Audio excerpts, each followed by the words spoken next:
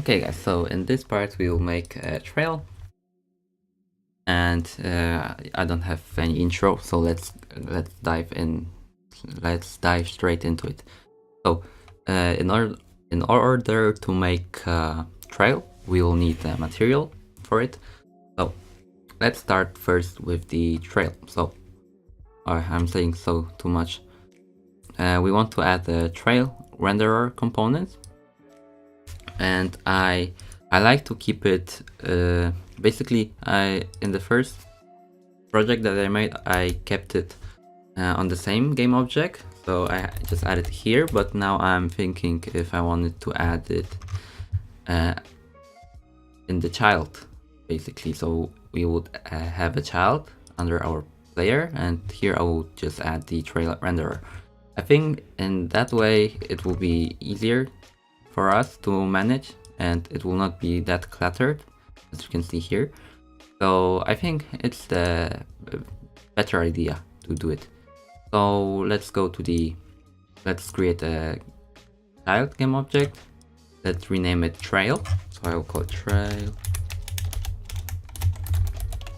Make sure the transform is at the same position as our player. So where is it? Let's see. And the child. Okay. It's on the same because it's 0, 0, 0. So now let's add the component. It will be a trail renderer, and as you can see, if I move our trail now, you can see that it's purple. It's purple because it doesn't have a material, and we need to make one. So let's go to the material. Let's create new material. Let's call it trail _ mat. And now we want to change the shader to be unlit transparent cutout. I think at least. And we have to check it, guys, so because I don't remember. And now we want to select the ball trail sprite that we have in sprites. And now let's see, we want to drag this material to change the default material, so we will drag it here. And now let's drag our... Okay, as you can see, we have a ball that is following us, but it's not tiling, and you see that it's very stretched. So to change it, we have to basically first go to sprites and click on the ball trail, and we have to change the wrap mode to be repeat. And now let's click on the apply. Thanks to that, our texture can be repeated. Now if you go back to the trail, we want to change the texture mode to be tile instead of stretch. So now if we drag our trail again, you can see that, yeah, it's repeating itself. So it's very nice. And you can see that now it's quite long. And to change it, you just have to change the time to be something like 0.5. And now the trail will not be that it will not be that long, so it will not live that long.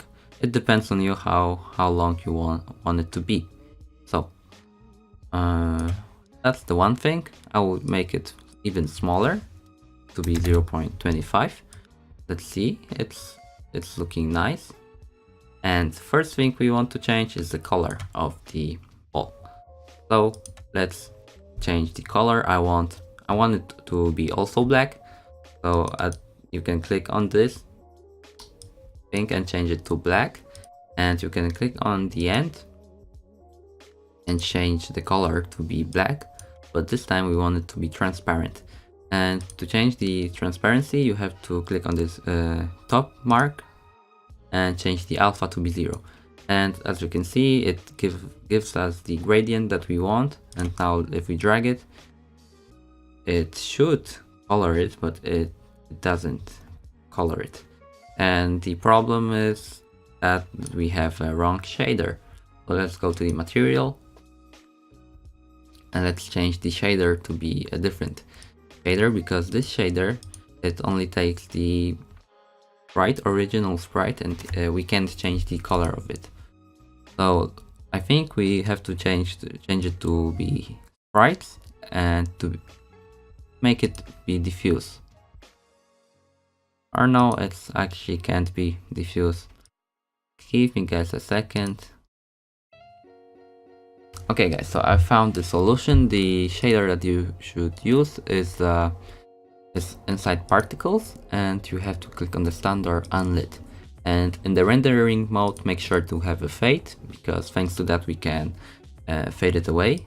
So it can basically have this nice gradient, or you can keep it on transparent also. It depends on you.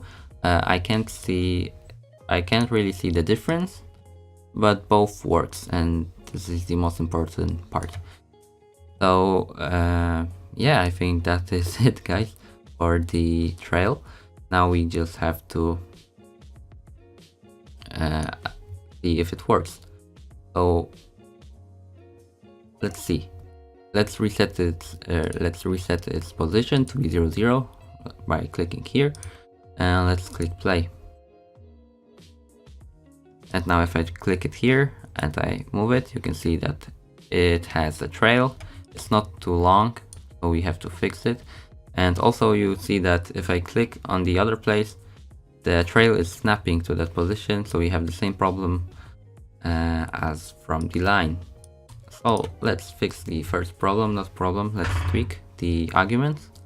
Let's go and change the time to be 1 second. Let's see if it works.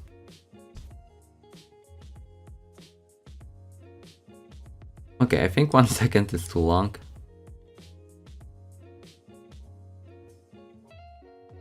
So I will keep it on 0.5. And one more thing I want to do is to, for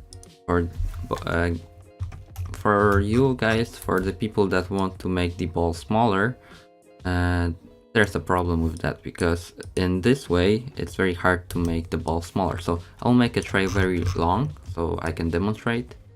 So for example, if you want to change the ball to be smaller, you can't really change the size of the child, because it will change nothing basically. It will still stay the same.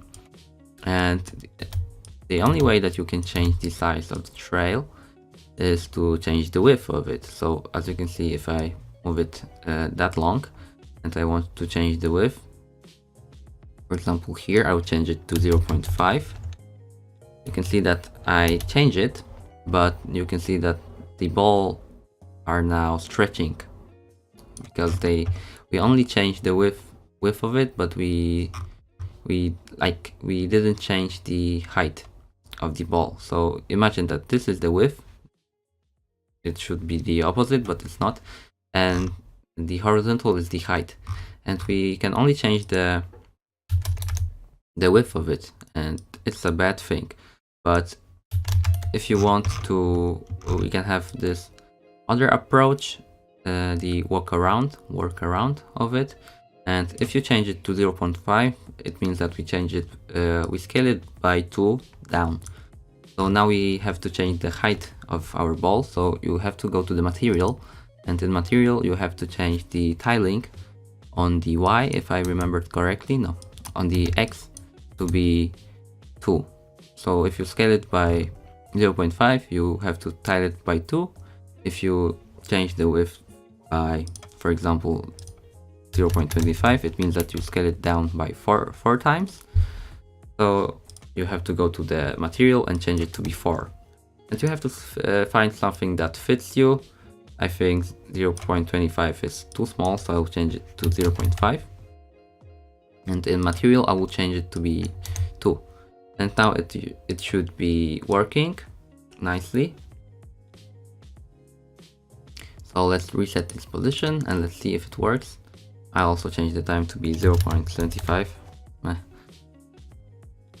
Let's see.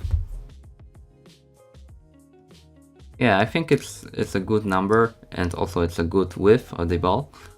And the last thing that we have to do is to make this problem solved. when we are changing the position. So in order to fix that, we have to go to the script. So let's go to the player controller script, and we want to get a reference to our trail renderer. So let's click under rigid body. Let's write trail renderer. It will be trail renderer, I will call it. And give me guys a second, I need to take a sip of water.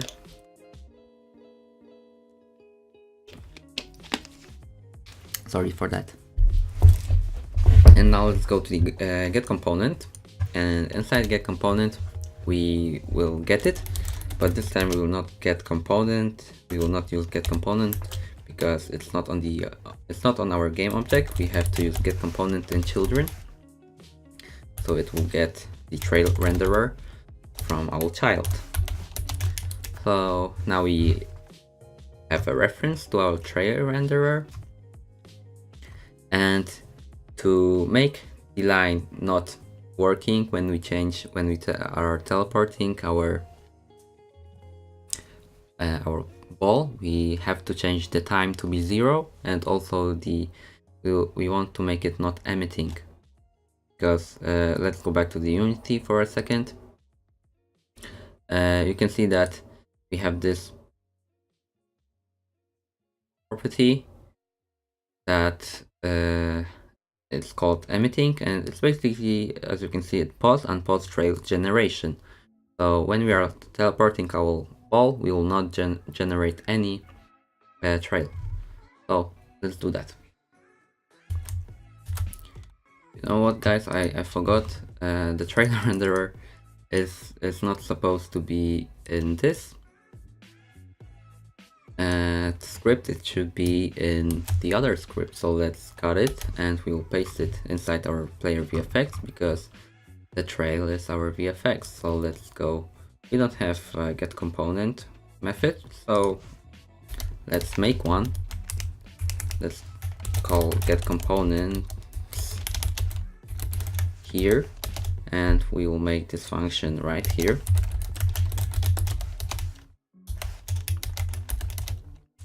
And we will call it right in here. And also we have to add this variable trail renderer, and let's paste it up here. It will be private. And now we can actually make the functions for the trail. So let's go at the end, and we'll make a public function again, public void, and we may call it change trail state. Sorry guys. And we will take in two parameters, which will be bool for emitting, if you want this to be emitting, and also the time of our trail, so how long it lasts. And inside here we just want to access this properties, these variables of the trail renderer. So we want to access the emitting, and we will assign the emitting bool that we passed in, and also the time of our trail renderer, and we'll pass in the time. So now let's go back to the player controller, and here after we pressed our mouse button, we don't want our trail to move, so we'll call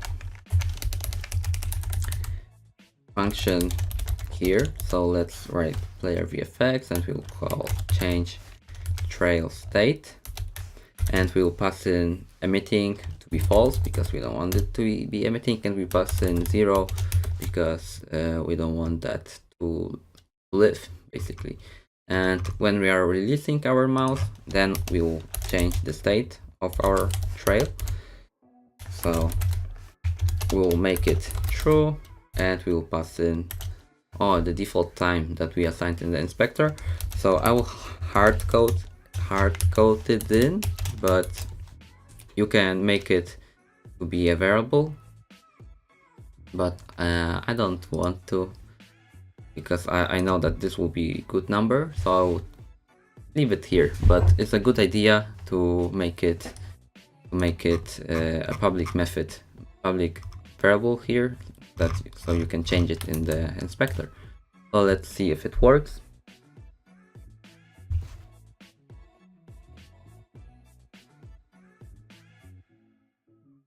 If I click here, it's moving. Now it's making a trail, as you can see, it's moving. And let's see if I click here, for example. Yeah, it works, because you can see that there's no trail that is following us when we change the position. It basically stops emitting and it starts emitting again. So that will be it, guys, for this episode. I think it's all for the graphic stuff, and now we just have to make this reflect of the walls, etc. So if you want me to do that, just let me know in the comments. Otherwise I will not do it, because there's no sense if you don't want me to do that. So thank you guys, and see you in the next one. Bye.